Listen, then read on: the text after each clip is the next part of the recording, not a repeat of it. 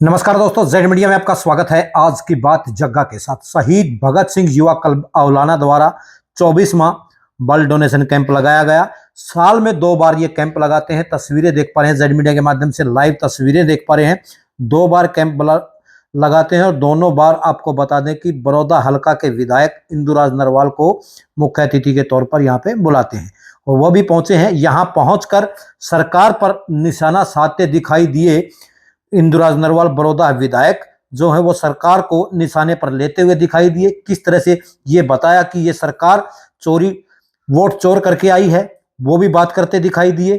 और गोहाना से PNL bank जो भागा है, लोगों के, गरीब लोगों के रुपए लेकर, करोड़ों रुपए लेकर फरार हुआ है, उस पर भी चुटकियां लेते दिखाई दिए बड़ौदा हल्का के विधायक। कहा कि सरकार को इसमें हस्तक्षेप करना चाहिए और गरीबों का एक एक पैसा ब्याज समेत वापस देना चाहिए। आइए खुद बड़ौदा विधायक की जुबानी ही जानते हैं। ये सर, हमने शहीद भगत सिंह युवा क्लब की तरफ से ये 24वां कैंप लगा दिया है। पहले हम कैंप अपने गांव में लगा रहे थे, अब गुड्डा चौक पे कैंप लगा रहे हैं और ब्लड कैंप लगाना एक बहुत अच्छी बात है।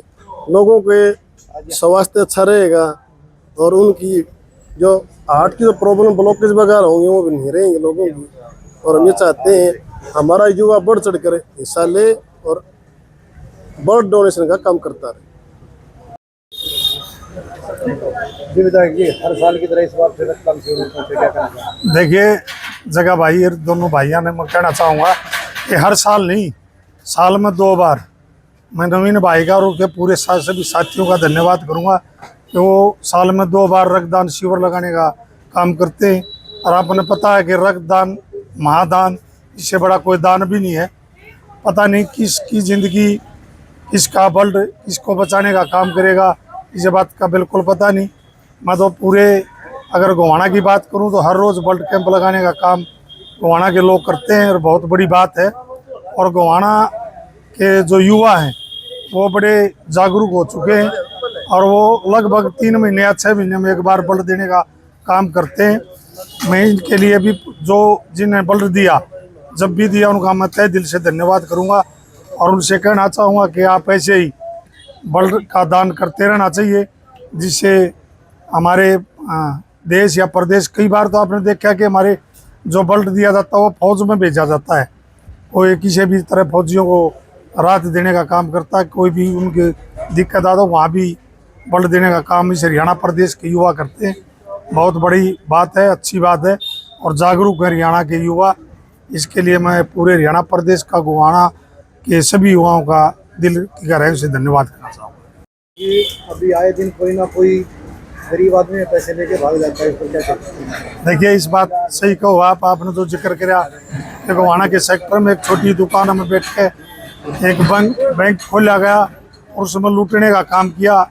और आपने देखा बहुत सारे गरीब परिवार उसमें, जो बेचारे अपने 10-20 हज़ार रुपये मुश्किल से महीने में कमाने का काम किया और जो बचत का पैसा वो बैंक में जमा कराया और झूठ बोल कर ठगने का काम किया।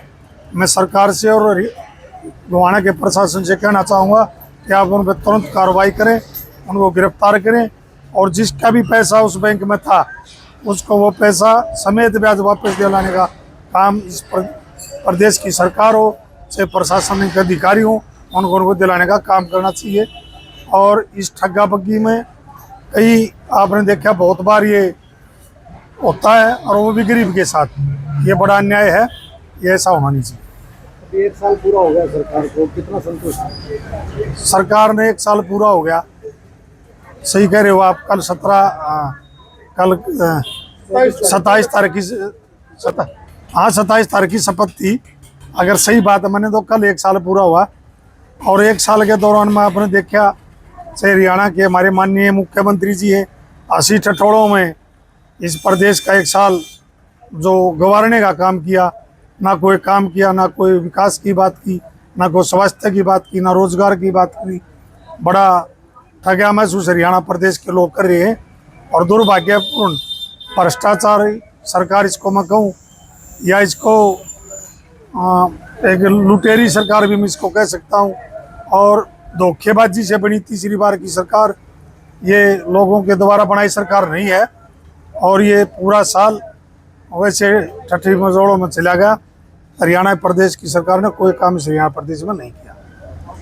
दादा गौतम का एक बयान बड़ा वायरल हो रहा है कि आज सरकार में किसी की नहीं चलती, सारे ने कहा पीछे देकर काम हो रहा है। नहीं फिर ठीक है भाई, बीजेपी का विधायक है, सफेदों से विधायक है दादा गौतम, और कह रहा है तो सही है, कह रहा है। दादा गौतम ने बेरा मंत्री बैठे बैठे देख के, मुख्यमंत्री भी आपने देखा, एक प्रकरण आपने बिल्कुल लाइव देखने का काम किया। ये मुख्यमंत्री भी डम्मी मुख्यमंत्री, जिसकी उन्होंने खुद के ये कहा कि मैं एक चपड़ेसी की भी बदली नहीं कर सकता, ऐसा ही हरियाणा प्रदेश का मुख्यमंत्री है। तो दादा गौतम की बात में दम है, और ये सही है कि दादा गौतम ने जो बात की इसमें पूरी सच्चाई है। क्या विपक्ष अपनी भूमिका निभा रहा है? बिल्कुल, आप देखो हरियाणा में अगर जब से हरियाणा बना है विधानसभा सत्र आपने देखा, जो पिछले तीन दिन का था मानसून सत्र, एक दिन में 7 बार स्थगित होना एक विपक्ष की मजबूती है। इतिहास में पहली बार अब कभी हुआ तो मानसून सत्र में हुआ, और मजबूती से विपक्ष अपनी जो आवाज़ है, लोगों की आवाज़ वो उठा रहा है।